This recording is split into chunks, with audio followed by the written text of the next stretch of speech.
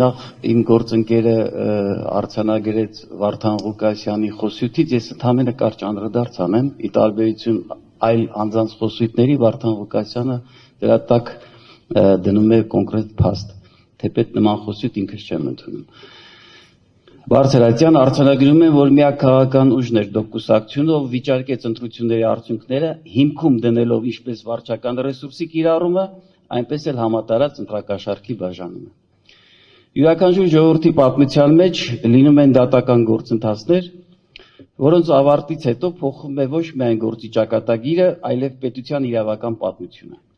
Այս գործը ես դասում եմ այդպիսի գործերից։ Այսօր դատանի առաջ կանգնած չէ միայն դոկուսակցությունը,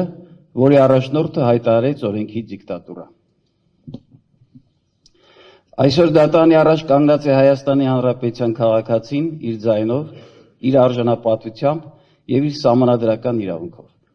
Այս դատավարության վերջում հասարակությունը չի հիշելու, թե քանի ժամ տևեց դատական նիստը, քանի միջնորդություն ներկայացվեց կամ քանի փաստաթուղթ ուսումնասիրեց։ Հիշվելու է հետևյալը. Արդյոք Հայաստանի Հանրապետության սահմանադրական դատանի դատական ակտը հեղինակավոր է, այն է պաշտպանեց ժողովրդի ազատ կամարտահայտությունը, եթե գտնի, որ այն ենթարկվել է էական խախտումների, թե ոչ։ Իրավամբ սահմանադրությունը պարզապես իրավական փաստաթուղթ չէ։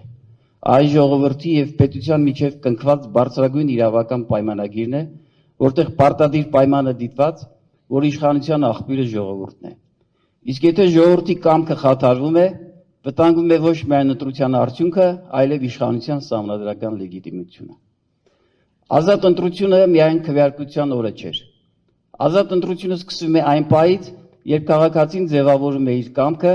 առանց ապօրինի ազդեցության, ճնշման կամ շահագրգռման։ Այդ ազատ կամքն է, որ սահմանադրությունն է պաշտպանում։ Նախընտրական շրջանում կիրառվել է վարչական ռեսուրս, ատելության քարոզ ու վարչական ռեսուրսի օգտագործումը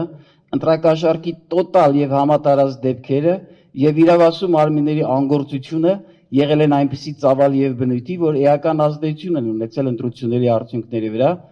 եւ ազդեցությունը չի կարող անտեսվել առանց վնասելու հենց սահմանադրության պաշտպանությունը։ Հարգելի Բարձրացյան, հավատում եմ, թե չեմ հավատում սահմանադրական արդարադատությանը, դա այլ հարց է։ Բայց սա այն հարթակն է, որտեղ քաղաքացու ձայնը դեռ կարող է պաշտպանվել իրավունքի ուժով։ Իրավամբ դատանի առաքելությունը քաղաքական մեծամասնություն ձևավորելը չէ։ Դատանի առաքելությունը իրավունքի գերակայությունն ապահովելն է։ Դատանը կրում է պոզիտիվ սահմանադրական պարտավորություն ապահովելու, որ ժողովրդի իշխանությունը ձևավորի միայն ազատ արդար ընտրությունների միջոցով։ Իսկ այս սկզբունքների հնարավոր խախտումների դեպքում ապահովի արդյունավետ դատական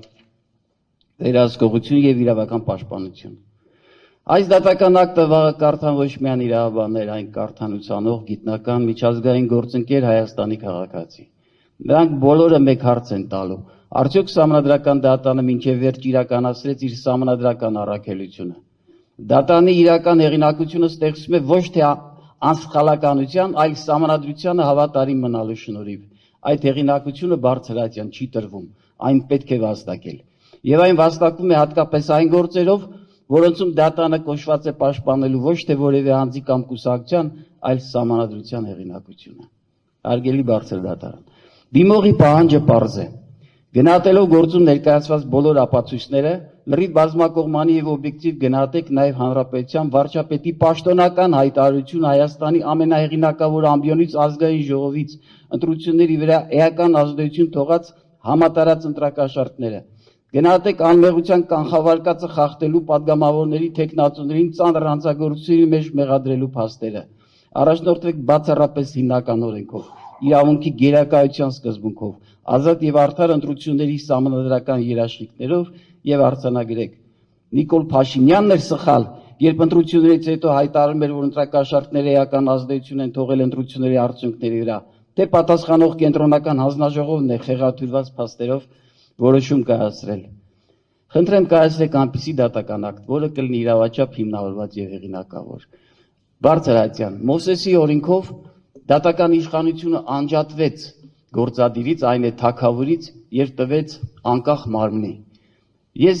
ցանկանում եմ, որպեսզի Հայաստանի Հանրապետությունում դատական համակարգը լինի այնպիսին, որպեսզի SMS-ներով բարձր դատական իշխանության ներկայացուցիչներին աշխատանքից չազատեն։ Շնորհակալ եմ։